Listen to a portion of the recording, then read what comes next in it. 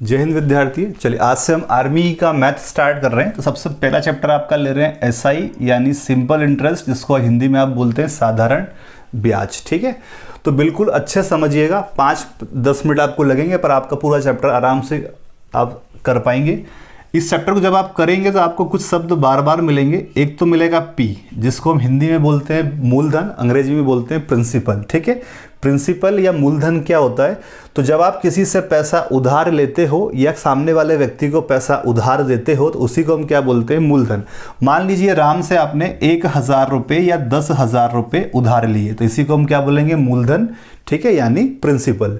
दूसरा, फिर राम आपसे सवाल करेगा कि भैया पैसा कितने समय के लिए आपको उधार चाहिए, तो उसको हम बोलते हैं टी यानी टाइम, यानी आप वो पैसा कब वापस करेंगे, या किसी और को आपने लोन दिया है या उधार दिया है तो सामने वाला व्यक्ति आपको पैसा कब वापस करेगा, तो वो होता है समय।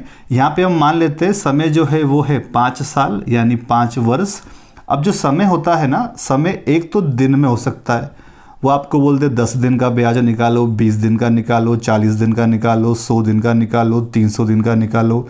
एक जो समय है आपका वो मंथ में हो सकता है, मंथ यानी महीने में, वो आपसे बोल देगा 11 महीने का ब्याज बताओ, 5 महीने का ब्याज बताओ, 10 महीने का ब्याज बताओ, 8 महीने का ब्याज बताओ। और तीसरा समय जो हमने लिया है यानी साल, तो साल के रूप में भी समय हो सकता है, 5 साल का ब्याज, 2 साल का ब्याज, 3 साल का ब्याज, 3 साल का ब्याज, 4 साल का ब्याज, इस टाइप से। या फिर वो और अच्छा चाहे तो वो साल, महीने और दिन तीनों जोड़ देगा। कैसे?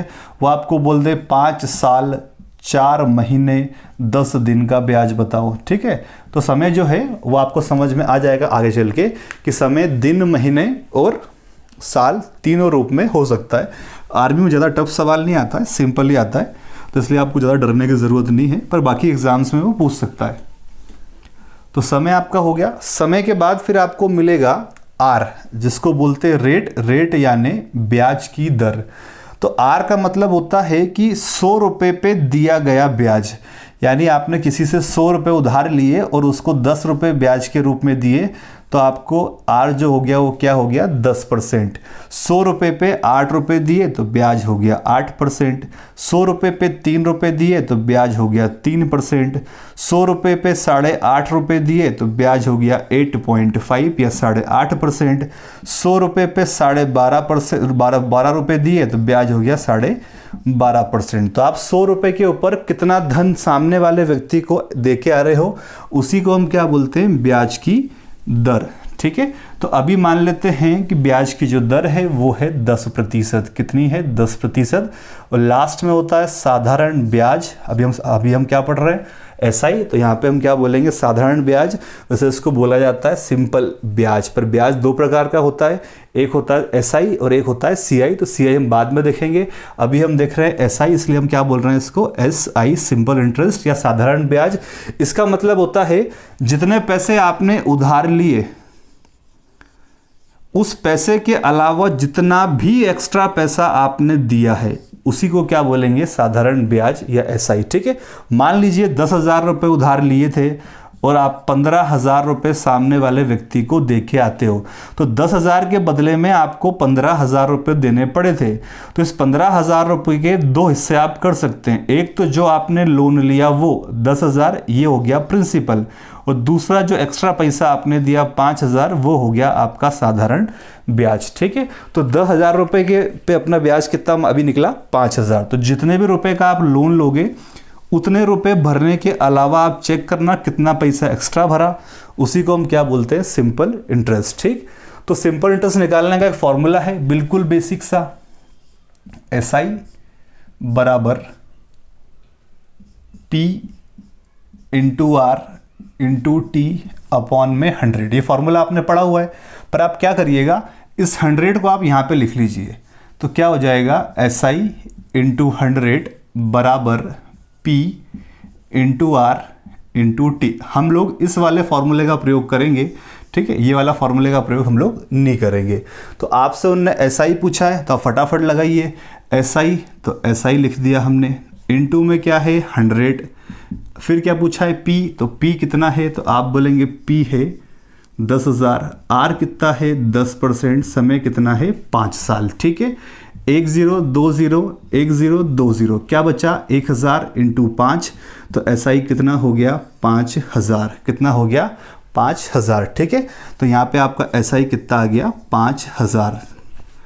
तो अगर ये सवाल आपको एग्जाम में आता तो किस प्रकार से लिखा आता कि राम ने या राम से 10,000 रुपये उधार लिए, 5 वर्ष के लिए, ब्याज की दर 10% थी, तो साधारण ब्याज ज्ञात कीजिए। तो आपने ब्याज ज्ञात कर लिया, ब्याज कितना आया 5000। इसी में वो आपसे बोल सकता है आगे चल के मिश्र धन ज्ञात कीजिए। मिश्र धन का मतलब कुछ भी नहीं होता है, अमाउंट का मतलब कितने रुपए आपने उधार लिए और कुल कितना ब्याज मिला, दोनों का आप जोड़ लगा दो।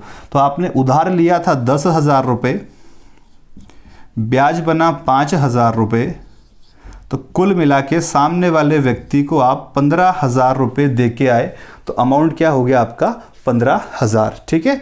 तो आशा करते हैं आपको समझ में आ गया होगा। अब देखिए इसी सवाल को वो आपसे कितने प्रकार से पूछ सकता है। अभी मैं अमाउंट को हटा देता हूँ, अमाउंट अपन सबसे लास्ट में देखेंगे। वैसे अमाउंट का फॉर्मूला आपका क्या हो जाएगा, अमाउंट बराबर P प्लस SI, ठीक है।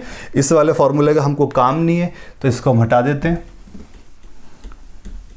तो बेसिक सवाल मैंने आपको बता दिया क्या कि 10,000 रुपये 5 साल के लिए 10% की दर से उधार लिए, तो ब्याज कितना बनेगा 5,000, और ब्याज कहाँ से निकाला वो भी आपको मालूम पड़ गया है। अब इसी सवाल को वो दूसरे रूप में यानी सेकंड नंबर पे आपसे पूछ रहा है कि राम ने कुछ पैसा उधार लिया, राम ने कुछ पैसा उधार लिया 5 वर्ष के लिए, और जो ब्याज की दर थी वो थी 10%, और कुल राम ने 5,000 रुपये ब्याज दिया, तो मूलधन या प्रिंसिपल ज्ञात कीजिए, ठीक है। तो आपको कुछ भी नहीं करना है, इसी फॉर्मूले को लगाना है। SI कितना दिया 5,000, तो आपने SI की जगह पे रखा 5,000, इनटू में रखा 100, बराबर P आपको नहीं पता, R पता है 10%, और T आपको दिया है 5 साल, ठीक है। तो 1 0 से 1 0 गया, 5 के पाड़े में 10 आता है 2 बार, 5 दूनी तो आप बोलेंगे 5 दूनी 10, और 3 0 ये वाले, तो आपका आंसर आ जाएगा कि भैया P बराबर, इधर क्या बचा P, तो P बराबर 10,000, यानी राम ने कुल मिला के 10,000 रुपये उधार लिए थे, ठीक है। तो वो आपसे P पूछे तो भी कोई दिक्कत नहीं है, तो भी हम निकाल देंगे। तीसरे वाले केस में वो आपसे क्या पूछ सकता है, तीसरे केस में वो आपसे पूछ सकता है कि राम ने 10,000 रुपये उधार लिए 10% की दर से, जिसका कुल साधारण ब्याज 5,000 रुपये बना, समय ज्ञात कीजिए। या ये बताइए राम ने कितने समय के लिए पैसा उधार लिया, ठीक है। तो आपको तब भी कुछ नहीं करना है, ऐसा ही रखिएगा। कितना है SI 5,000 इंटू में 100, P कितना दिया, तो आप बोलेंगे P दिया है 10,000, R हमको पता है 10%, समय हमको नहीं पता, R पता है 10%, समय हमको नहीं पता, ठीक है। बस वैल्यू काट दीजिए। क्या करेंगे 1 2 3 4 5, 1 2 3 4 5, क्या बचा 5, उधर क्या बचा T, तो क्या हो जाएगा 5 साल। यानी राम ने जो पैसा उधार लिया है वो कितने साल के लिए है, 5 साल के लिए, ठीक है। एक ही सवाल आपको इसलिए करवा रहे हैं ताकि आपको सब चीज़ बहुत अच्छे से समझ में आ जाए। फिर हम लोग आगे सारे सवाल करेंगे, वहाँ पे फिर आपको कोई भी प्रकार का डाउट नहीं रहेगा।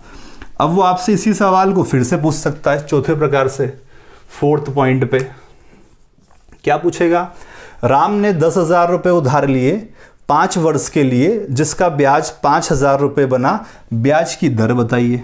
क्या पूछ लिया उसने, ब्याज की दर बताइए, ठीक है।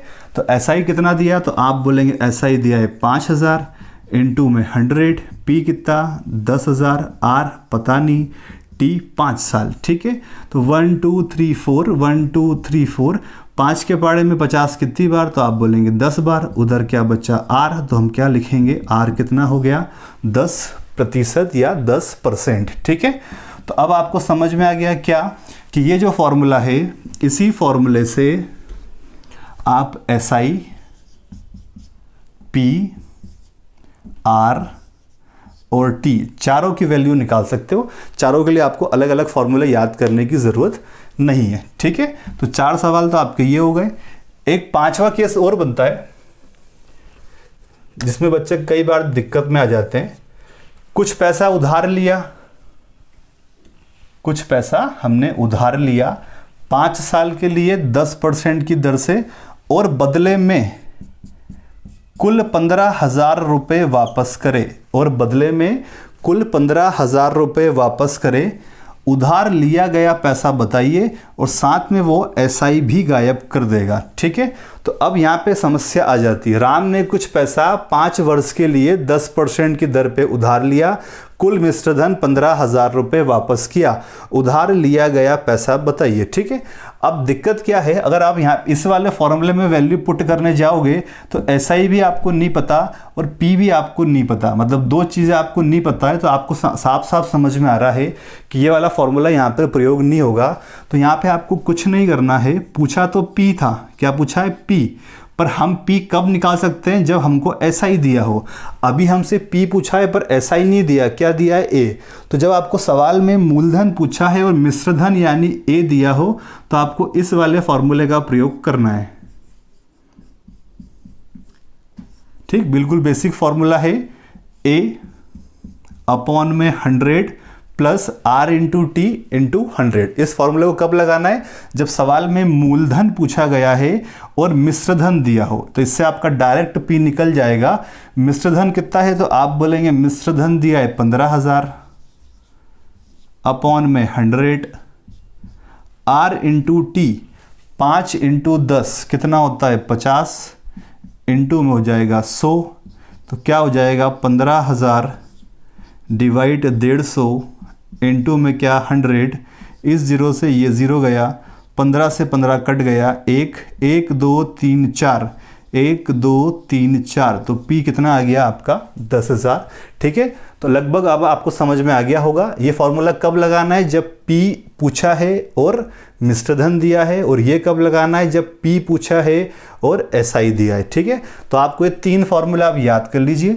बाकी अभी अपन आगे सवाल करेंगे तो मैं आपको बिना फॉर्मूले के भी सवाल बता दूंगा कि भाई बिना फॉर्मूले के भी कैसे करते हैं।